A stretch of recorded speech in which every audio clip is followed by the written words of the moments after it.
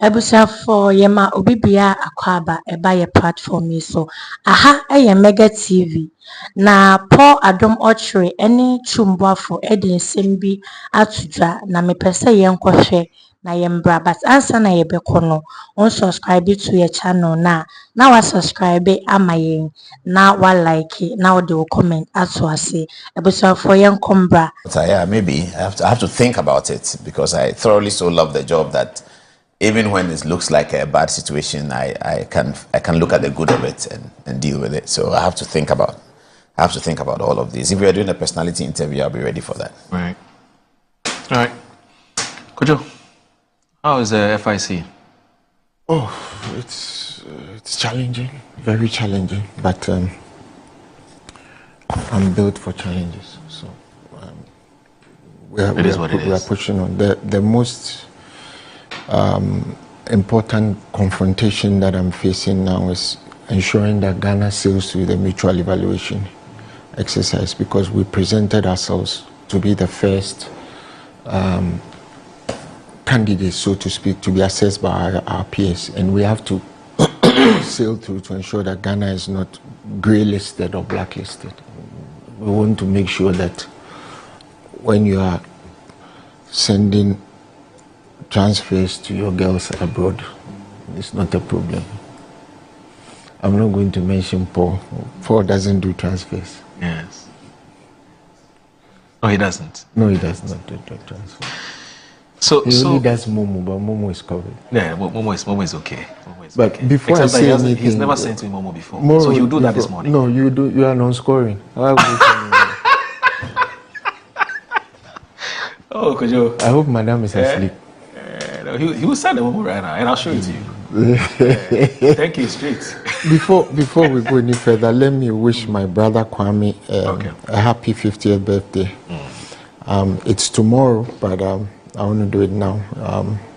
Even though he's my younger brother, who I held his hand and took him to Achimota School, he's been a titan in my life, and to illustrate how much he means to me, as we speak now, I'm still on bail at Iyoko, and the bail is on his head. Oh, interesting. Since 2017, I'm on bail at Iyoko, 1 million cedis, and it's still on his head. And you know, now that the city is doing better, my bail amount is becoming considerable.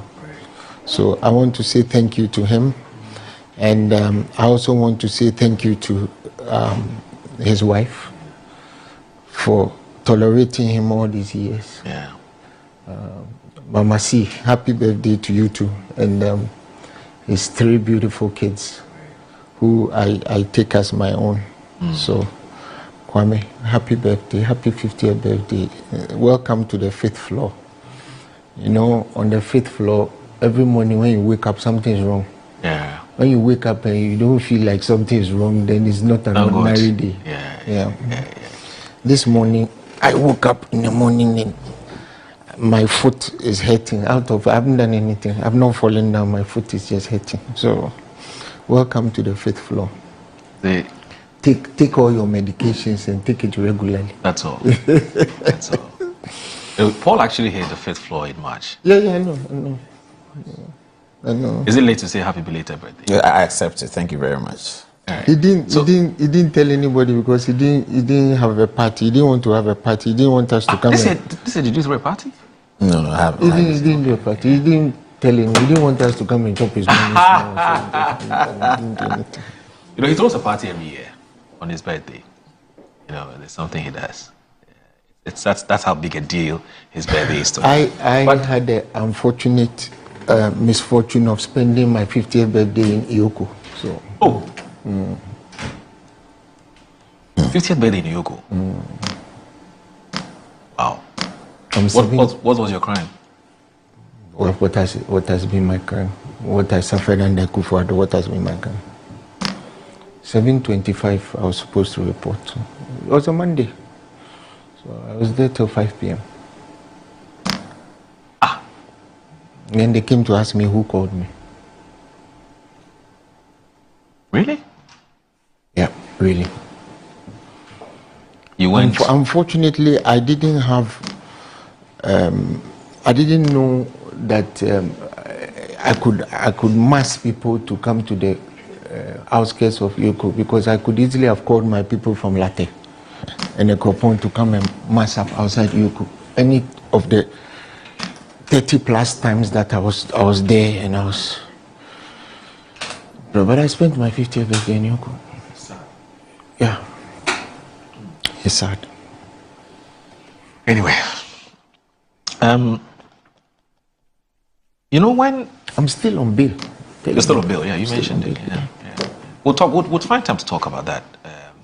But you know when the gallant aide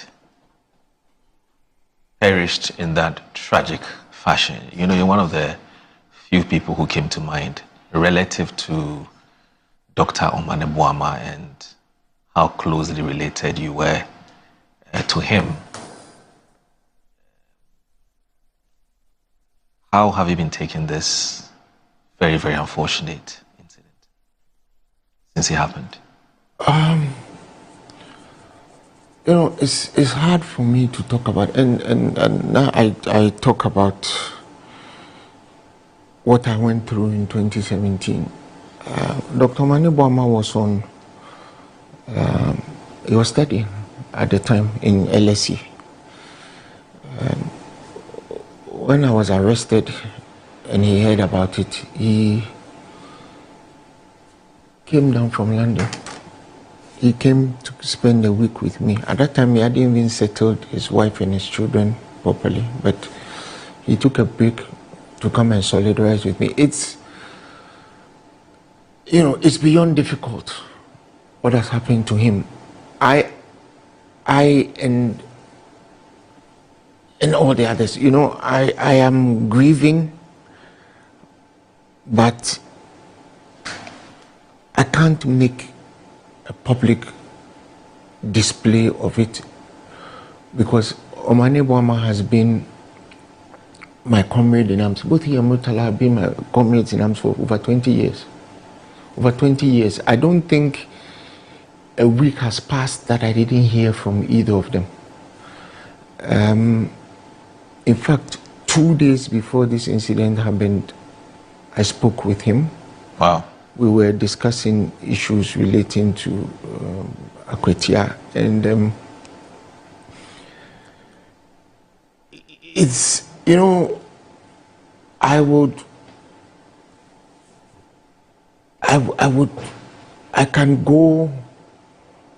can call his phone and imagine that he will pick up, but he won't. I can go to his house and he won't be there. And soon it will be years since he's been gone. We will keep celebrating or observing the date that this tragedy happened. But he's gone. We've lost one of the. Omane Boama was a man of superior intellect. He was calm. He was efficient. And when anything happened in a crisis, he was always the calmest person in the room. I mean, I know he was a doctor, and so, you know, I thought that after President Mills passed, I had seen enough, you know, because I was one of the first people on the scene on that day. But this was hard. It's very hard to take, because I don't know what I would say to his children. I don't know what I would say to Rita. I can't even begin to imagine how his kids are coping with this terrible tragedy. And let me offer them my deepest condolences. You know, to say that he's gone but not forgotten, it's just in true we say it's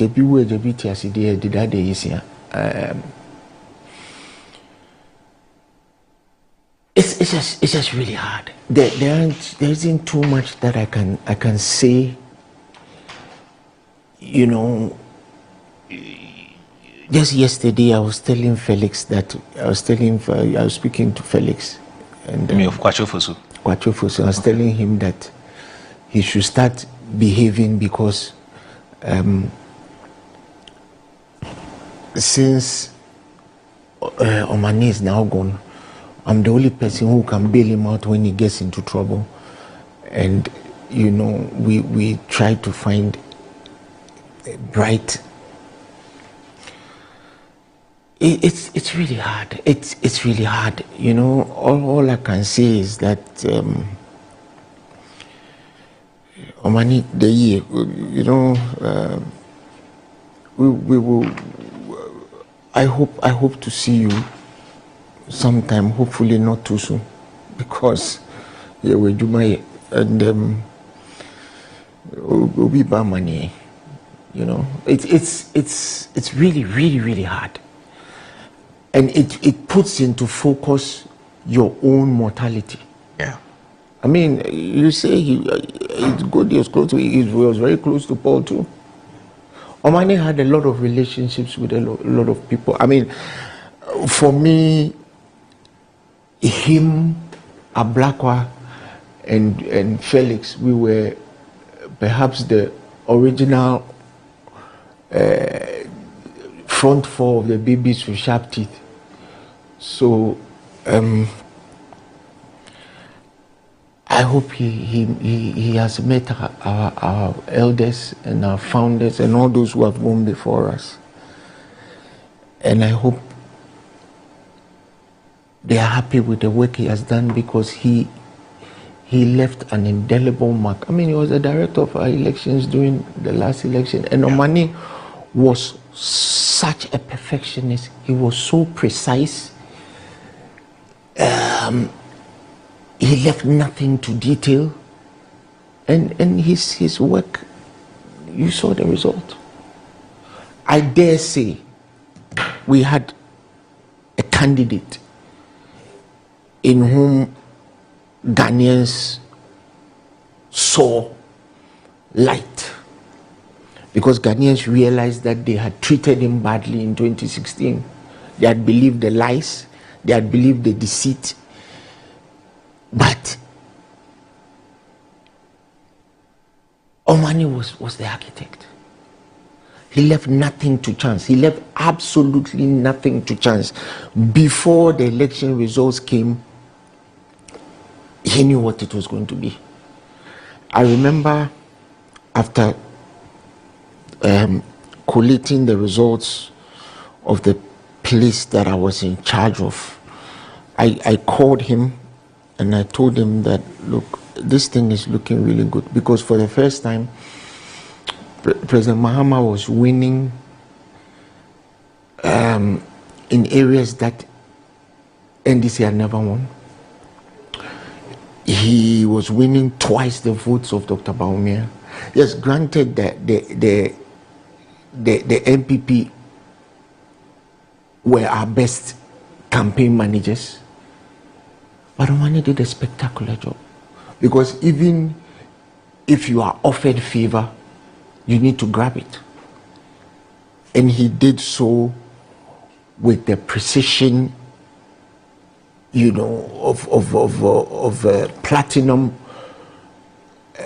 tipped tool. He was absolutely the perfectionist. He left nothing to chance. He covered all his bases. He had his contingencies in place.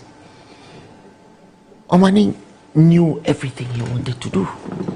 He knew how this election was going to go. And so, for me, what we have lost is like an army that has lost a general. You know, it's like we've lost Eisenhower. You know, the supreme commander of the Allied forces. We've lost him. And it's going to be very difficult to replace his intellect, his depth of knowledge, 20 years of operational knowledge, 20 plus years of operational knowledge in how our political systems work. And I don't know what to say anymore.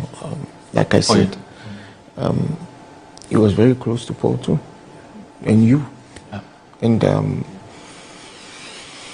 many others. So I hope that as time goes by, we live to appreciate his good work. You know, I don't want to get emotional because it's taken a very, very heavy toll on me personally. I have to realize that I can't call him in the mornings anymore, or he can't call me anymore. We can't have a discussion on where to go next after something has happened. We can't plan.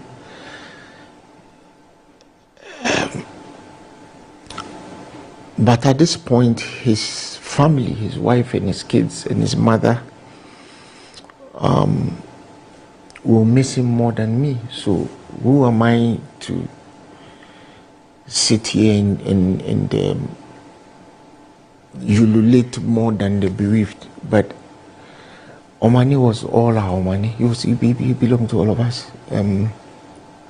Like I earlier alluded to, he took time off his studies to come and be with me when I was arrested. Such was the nature of the man. He was available for everybody. He was available for everybody. You get in trouble and call him. And he's right there. It's unfortunate that we couldn't be there for him in his time of need. But I also, pardon me, but I don't want to say that it is well, because it's not well. I also don't want to say that God gives and God takes away. What kind of God takes away a man in his prime? What kind of God takes away a man from his family in this manner? So pardon me if I'm sounding agnostic, but I just want to live with the pain of what we've lost. Oh, yeah.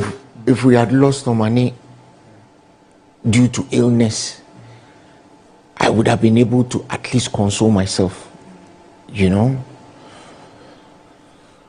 I just, it's just what it is, man. Yeah. Right. Oh, you have something to say? Oh, well, it's very sad. It's very, very sad. We all, I mean, what can you say? I think what we should be focused on now is one of the important consolations for all of us and the families is to get the full detail of what happened. And I'm sure that the government is working very hard on that. Once we understand what happened, it will not bring back the people, but it will help us to understand that we now know what happened and we know what to do so that it doesn't happen again. That's always the important thing. The thing with the history of human beings is to get better, correct things that happened. And that's why investigations are important, so that over the years we live better and safer because we now know what happened and we can correct it. And it's very, very important for us to find out what really happened. And that's what we are all waiting for. Hopefully that will bring us some 1% compensation, because the lives lost are dear to everyone. The lives lost are dear to their families.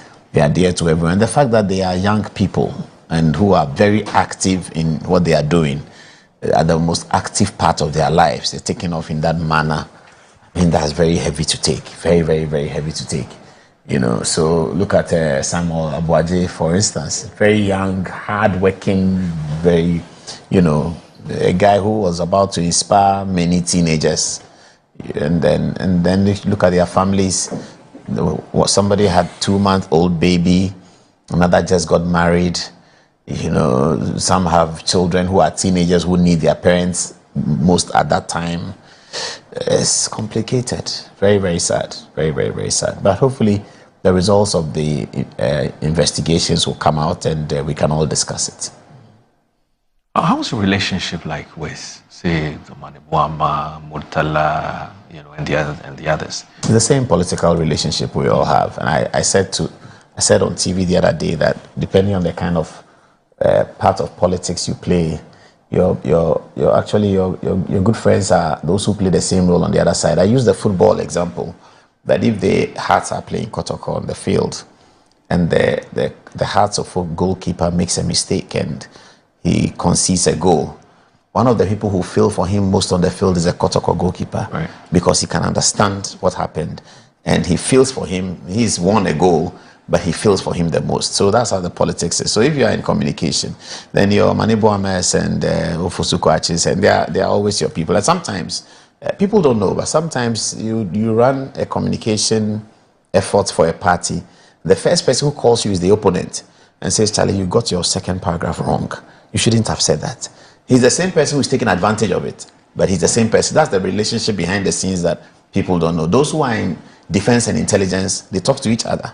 So something happens and then the MPP people who are calling the NDC defense minister or Minister for National Security and asking him that, Charlie, but how did you get this so badly wrong? Then they are sympathizing with him. So people see politicians quarrel, but they don't know that behind the scenes, they feel for each other. The genuineness of the work is that we all want Ghana to survive.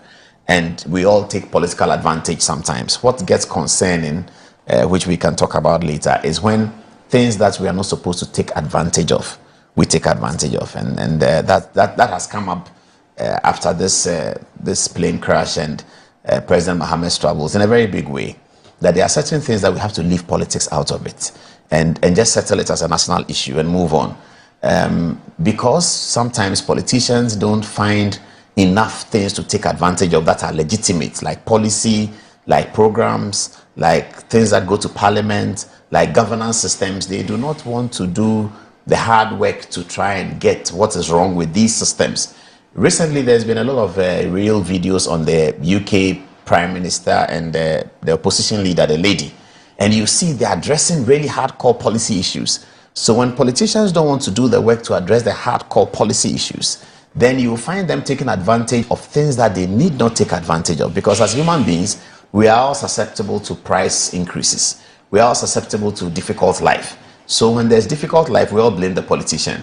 If a politician takes advantage of the difficult life occurring and suggests something that he ought not to be taking political advantage of, we can get into real problem. And that's the danger that seems to be creeping into our politics. I give you an example. If, for instance, I'm a political party A, and they come and tell me that my opponent, political party B, has killed somebody by drunk driving, and he's killed somebody. I can look at the situation and decide whether I want to take advantage of it or not. But at least the situation has happened. So you get a politician who will say that, no, this one, let's not take advantage of it. Let's talk about other things. Other people will take advantage of it. Those who take advantage of it, you can berate them, but at least they are taking advantage of something that has happened.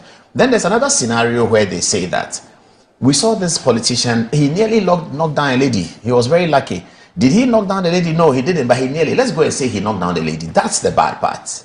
That's what taking advantage of something that doesn't exist. And then there are other things that are fixed, that there are privileges and what they call the perquisites of people's office. So a president, for security reasons, cannot drive on the streets of Accra and be in traffic for security reasons. So if I see the president run off from the traffic with 8 cars, and I say as a politician, look at the president, when we are all in traffic, he is driving. That's dangerous. You can't take advantage of that. Because you can take advantage of that, because people will be angry. People are in traffic, the sun is burning, we are in trotro, and then suddenly we hear re. If it is the president, that is his entitlement. If it's some other people, we can complain about it. But if a politician says that when we are all in traffic, the president is driving with 8 cars, those are the things that we must have a way to look at and cut them out of the political conversation, and then we can move on. I think that's very, very, very important. Okay. Right. So let's... More, let me just say, you see, Paul. Yes, sir. I think that there's a thin line between what people want to accept as what is due public officials and what people see as politicians not caring. You understand? Right. Yeah.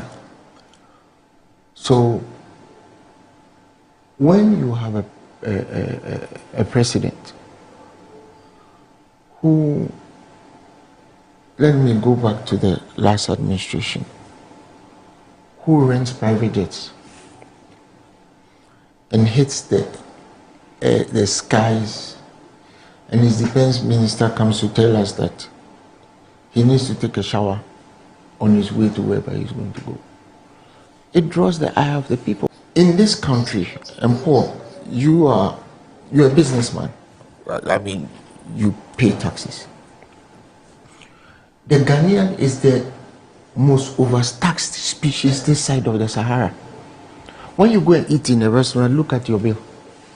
When you buy anything, look at your bill. When you import a car, look at your bill. So what the Ghanaian people expect from politicians is a certain amount of recognition that most of the politicians are living, especially when you're in office, you are living off their taxes. So they get upset when they see a presidential convoy of 40 cars. They get really upset, and rightfully so, because the president of this country does not need a convoy of 40 cars. The Prime Minister of Sweden cycles to work, right? And the Prime Minister of Sweden lives in a country that manufactures Volvo. Volvo is one of the biggest vehicle manufacturers and indeed defense contractors. They manufacture Saab. Saab Industries build aircraft. For any of you who have been to Sweden, there isn't a speck of dust to be found in the street. Their Prime Minister cycles to work. I'm not saying that the circumstances are the same here, but what I am a disciple of is recognizing the pain of the Ghanaian. Because as we sit here, there are many people who have been affected by DDEP, and so their children, on September 1st, schools open. Their children are going to have a problem going to school. So if those of us in political office get up and flaunt political office whilst encumbering the people's taxes, I think it's problematic. We need to show a certain level of humility. It is very important. And the results of the last election should tell everybody who is in public office that you are there at the behest of the Ghanaian people. So when the Ghanaian people give the person whose face you put on the ballot the opportunity to lead, let's do just that. Let's better their circumstances. Let's better their roads. As an engineer, I am appalled at the level to which our infrastructure has plummeted. Because when I was a kid in Achimota School, there was an asphalt road from here to Nsawam. Right? It was built by Oyuku contractors. Kelvin Otchere's father, he was a contractor. He built that road when I was a little kid. Today, in that same spot, what is there? What we do in this country is that we talk a lot. And we are not doing enough. The young people in this country have exploded because we are the same people who are procreating and having the children. We are the education system is completely messed up. So what education are we giving them? And we've turned talking about turning topical issues into political issues. The last government used free SHS as if it was tea, bread and butter. Free SHS, although not a bad thing, had a lot of interstitial difficulties. It had teething difficulties. And instead of us addressing it as we should have done, we use free SHS to do politics. Everything that the previous government had to address, they had to begin with free SHS. If you ask them anything, free SHS. Even maternal mortality was getting better because of free SHS. Okay. And today we are where we are. I think I promise. We are where we are. I agree with you. Yeah, we are where we are. I agree with you. Paul. Yeah, how you finish? Some of the things that anger people is that when, for example, we have a discussion about, why don't we get a new aircraft for the president? I was just about to get there. I wanted to make a point before that, but when he said you see, let me just round up quickly. In 2009, the Togolese used $40 million to start A Sky. Right? Today, where is A Sky? If you are going anywhere in this sub-region, you will fly A Sky. We collapsed Ghana Airways. And some people stole Ghana Airways' landed property, sold their aircraft, sold their engines. So, when the young people ask us that instead of buying the president a new aircraft, why don't you start a new airline? It's a legitimate concern. Because Kwame Nkrumah started Ghana Airways. At its zenith, Ghana Airways employed over 4,000 people. What did we do? We collapsed Ghana Airways and sold Ghana Airways flats at Kwabenya to some unscrupulous people. I don't want to mention their names, they know themselves. Right? All of Ghana Airways' assets, their pilots, Captain Freddie Wolf, Ethiopian Airlines, Captain Sunkwa Mills, Qatar Airways, Captain Lee Hesse, Singapore Airlines, Captain Joe Kwao, Emirates. I could go on and on and on and on about what the human resource that Ghana Airways created is benefiting others. So I'm happy that the president has put in place a team to see whether we can get a new airline. And this time, I hope that we don't go to KPMG for them to write a report and say that we cannot have an airline.